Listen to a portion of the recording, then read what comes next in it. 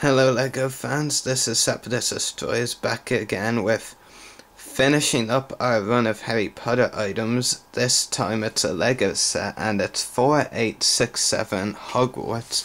First up we'll take a look at the instruction manual. Take a look at a random page of the instructions.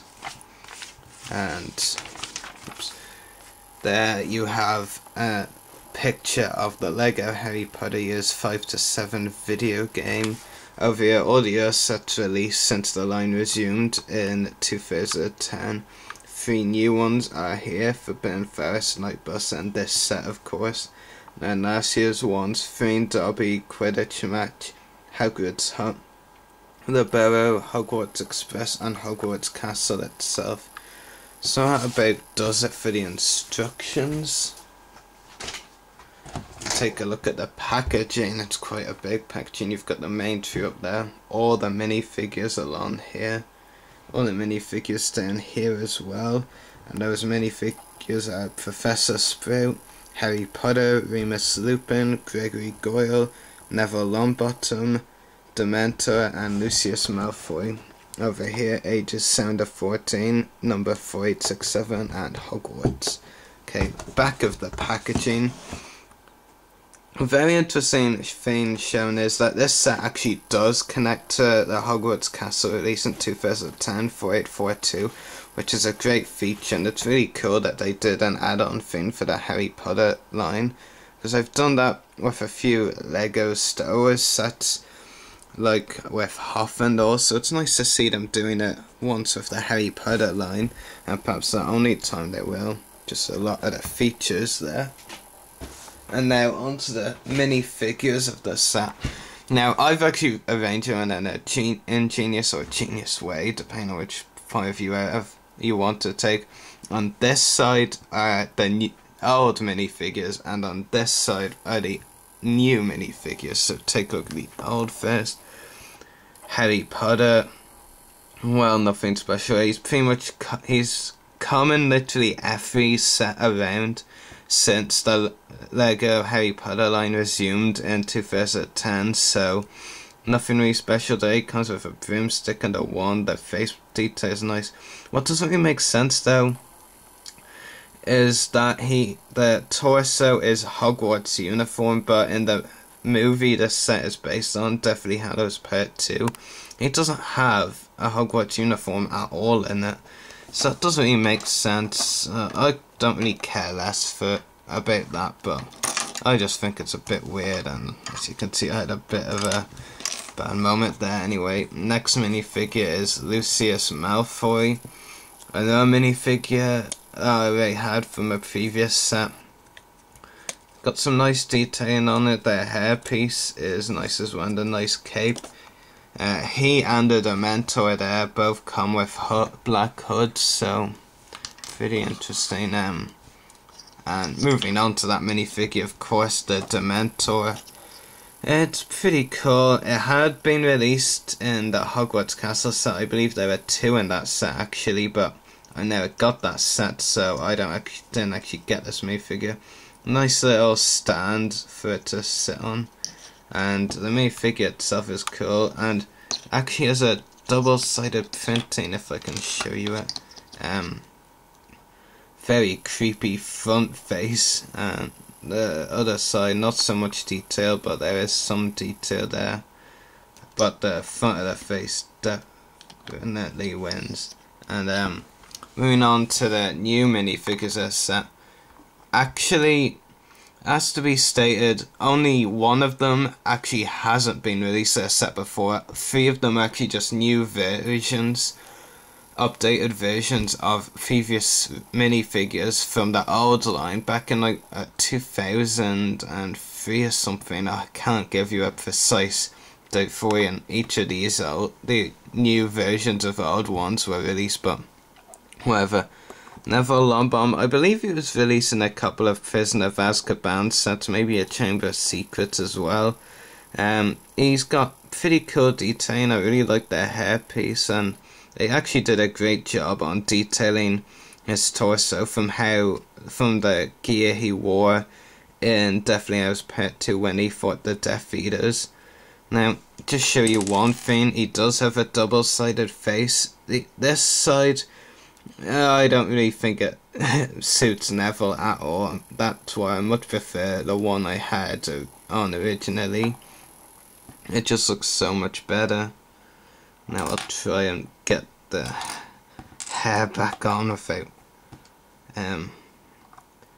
causing too much catastrophe, whatever way you want to put it. Okay, next up is Gregory Goyle.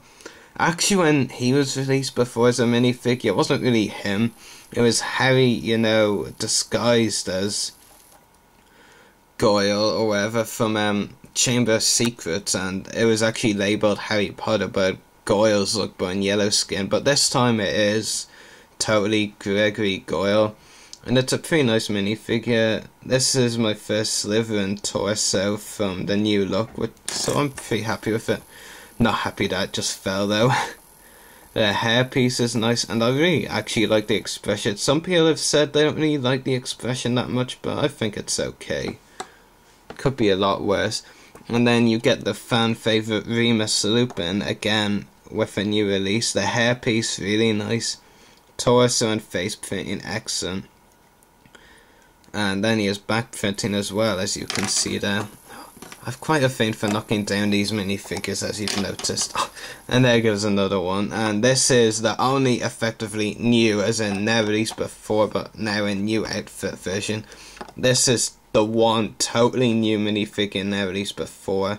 And this is Professor Pomona Sprout, if I pronounced that right. It pretty much utilises parts of the McGonagall figure, you know, like this variation of legs, the hat. Was pretty cool, and this is definitely my favourite minifigure in this set. It is actually really cool, and you've got some great detailing on it. Now, after all that knocking down of minifigures, let's get on with the set, shall we? Okay, it has a play feature, which I've pretty much just ruined there, but you can turn this, and all those parts here come apart. It's purely a feature for kids. I don't really care about it. God. But it is pretty decent if you're a kid and you like these type of features, but I don't really care for it. Anyway, the two towers, nice detailing there. The towers, nice pieces. Turn it around so you can really get a look at all the features. There's not much structure to it, but it is kind of cool. You've got a lot of like small versions of several rooms. Now, my Harry Potter like fandom is a bit rusty, and I can't remember everything exactly as it is, so I'm gonna try my best, my very best, people. Gryffindor Dormitory.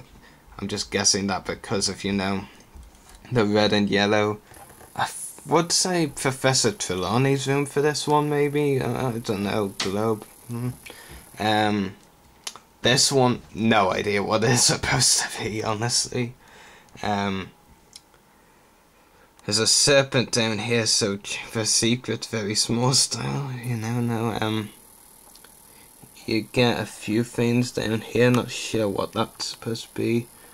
Couple of stickers on those pieces. You get a classroom here. That is very obvious. What classroom? Oh, not so obvious. The Mirror of Arise, is that what it is? I think that's the same mirror from the Philosopher's Stone. Again, though, I'm not the best with Harry Potter at the moment. If I reviewed this around definitely as part 2, maybe I would be more acquainted with everything, but at this moment, no. But this is a really good set, actually, and I think it's really cool the way that this can, you know, fit in with the 4842 Hogwarts Castle set in 2010. And the play features are nothing bad, and they're pretty cool, actually. And this is speaking from a collector's point of view. I don't really care for the kid features in sets that much, usually.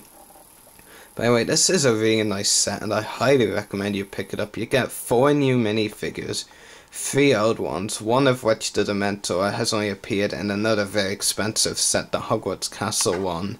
You get another Harry, I know, and another Malfoy, Lucius, who seems to appear in a lot of the new line sets, so he shouldn't be that hard to get.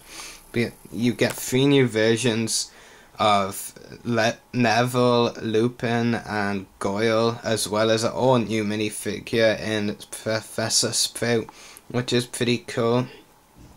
And while everything this is supposed to like consist of, all the parts to each set are small, they do represent what they're supposed to be, I believe. Anyway, hope you've all enjoyed this review. I'm going to give this set a rating of 9 out of 10. The only complaint I have about this set really is that some of the minifigures don't make sense with the theme of this set, which is pretty much Battle of Hogwarts. That's what it's supposed to be.